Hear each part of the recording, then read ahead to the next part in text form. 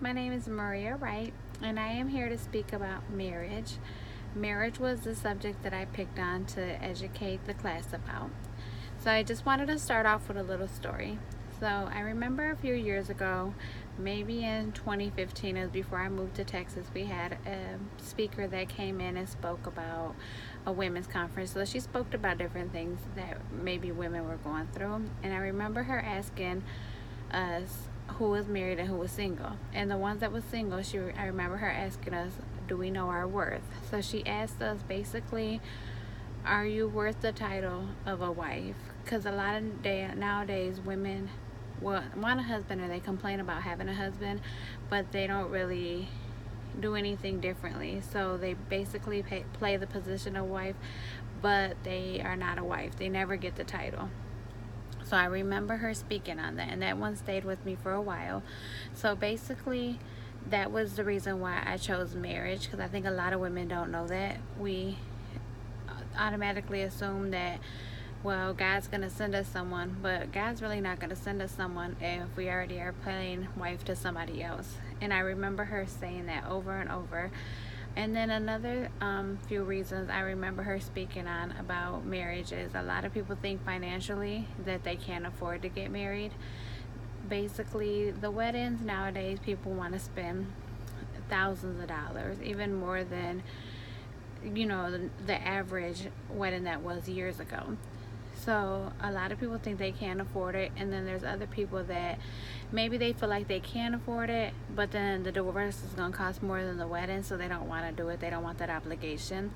As well as with single parents, I was a single parent before, so I do know that with school, having help with financial aid and having help with my kids with maybe free lunches or reduced lunches, anything like that, that would actually indicate where financially a lot of people don't want to do it because they don't want to ruin that, or they want to finish school before they get married, so the husband's income is not taken into consideration. So those would be some downfalls that I hear a lot of people saying about marriage. Now the other one I can say is that a lot of older people or elderly, they don't want to remarry because of the fact that if they get remarried and then basically their social security can go down based off of their new spouse's income, or if somebody passes away, say their husband passes away, they financially are obligated to pay that difference. So a lot of women I know are not willing to pay the difference. They don't want to spend $10,000 to pay debt that their husband that's no longer there maybe had or maybe never taken care of. So that would be another reason why I know a lot of people are indicating they don't want to get married. So with divorce being so high, that would be a big thing, is the price for that. And then just divorce is high, period. The rate of divorce is high, so a lot of people feel like they don't want to invest that money if they weren't going to be able to stay married, or if they didn't feel like it was going to work. Now there are some positives with being married that people don't consider. Two incomes are always better than one. If both of you guys are working financially, you have more to bring to the table. So it's not just a downfall saying that you're not going to be able to have what everybody else has, as in you might not get the reduced lunch or the free lunch, but with two incomes you might be able to afford that. It might be more extra money in your pocket. You might also be able to save money. Saving is a big thing as well. So with two incomes, I think that's the benefit, that you're able to save money. Now another reason why I know a lot of people say they didn't want to get married was because of obligation. People don't want to be committed. People don't want that obligation. Being married means you're obligated. You put your husband first. So if your husband has to take a job somewhere out of state, as in my example, you have to move. You don't really have a choice because you're one person. Also, committing yourself to somebody, one person, for the rest of your life, that's another thing that a lot of people feel like they don't want to be with the same person for the rest of their life. I know that there was a survey that was taken a few years back, and basically what the survey did was the survey indicated to single people. It was in 2010. They asked all single people, do they think there was an advantage to being married?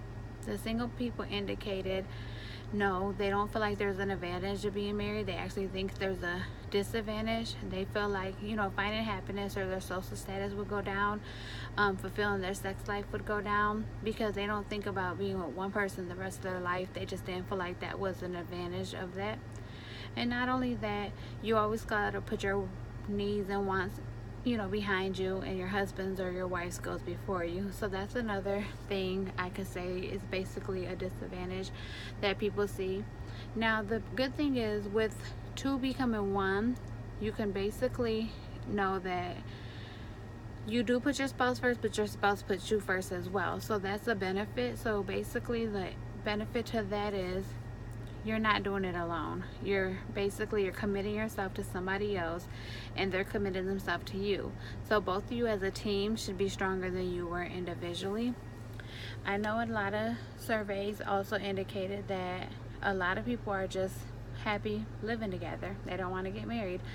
They also said that the common law marriage was fine for them. If you live together for at least 7 years, in some states you're legally married, but you don't have the obligation to each other. You don't have to have a wedding. It's just basically you're married in the eyes of the law. The downfall with that is that's not what the Bible indicated for marriage. That's not what the Bible wanted for marriage. The Bible indicated marriage is when two becomes one.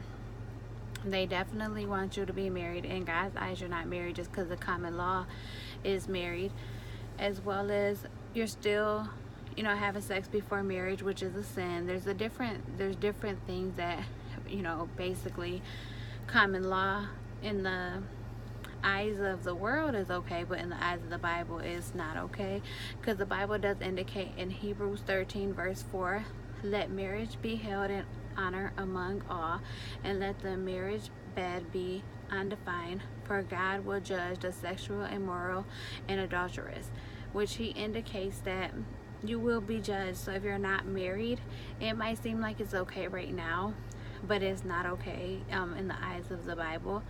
The devil wants us not to be married. They want us to sleep around with different people. They want us to not be faithful. They want us to have affairs, because that's how he gets back to God. He doesn't want marriage. The devil doesn't believe in marriage. So that's the biggest thing that he tries to do, is attack marriages. So if you are married, you will see that the devil sometimes does attack you, and a lot of people just don't want that complication or to be obligated with that. So I would say, even if the world indicates it's okay not to be married, and it's okay to live together, and it's okay, it's easier, you could just separate when you don't want to be together, then that's fine. But that's the eyes of the world. So basically the main reason on this presentation was just to say how important it is to get married, and not to just look at the downfalls of marriage. Look at the positive of marriage, because it seems like as years comes and generations come, the population isn't getting married as much as they used to, and that's all the plan of the devil, trying to defeat God. So we have to stand strong and know that marriage is important, and even though it might come with a lot of negatives, there's still a lot of positives to marriage. And the best thing is spending your life with somebody, spending to eternity with them. Basically you're one person, so you get to wake up and go to sleep to the same person. When you get older, you're not lonely. You have somebody, a companion to speak to. So that was my presentation about marriage, and about why a lot of people indicate they don't want to get married because of the downfalls. But I would always encourage everyone, if you're not married now, just try to stay true to God, and stop being a wife or a husband to someone that you're not married to, and your time will come. But God is never going to send you a husband or a wife if you already have one. If you have a pretend husband, a pretend wife, or anything in your mind that you're playing that position, God is never going to send you a husband. Thank you.